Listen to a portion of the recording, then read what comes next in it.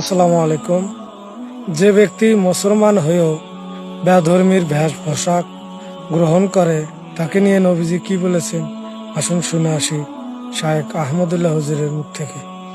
যে ব্যক্তি মুসলমান হয়েও অন্য ধর্মাবলম্বী মানুষদের বেশভূষা গ্রহণ করে, তাদের মতো পোশাক আশাক পরে, তাদের মতো কৃষ্টি কালচার ধারণ করে, তাদের যে চাল চলন আছে, তাদের যে লাইফস্টাইল আছে, তাদের সবকিছুর অনুকরণ করে, অন্য ধর্মাবলম্বীদের এই কৃষ্টি কালচার সংস্কৃতি ইত্যাদির যদি অনুসরণ করে, নবী সাল্লাল্লাহু আলাইহি ওয়াসাল্লাম তার সম্পর্কে একই কথা বলেছেন। এবং এই বিষয়ে তিরমিজিতে হাদিস বর্ণিত হয়েছে, নবী সাল্লাল্লাহু আলাইহি ওয়াসাল্লাম বলেছেন, লাইসা মিন্না মান তাশাব্বাহা বিগাইরিনা।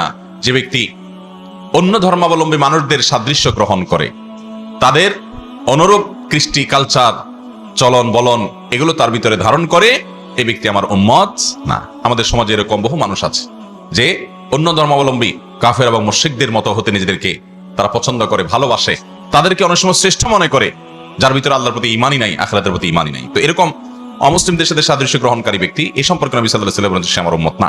ভালো লাগলে লাইক কমেন্ট শেয়ার করুন এবং চ্যানেলটি সাবস্ক্রাইব করে অন্যকে শোনার সুযোগ দিয়ে দিন।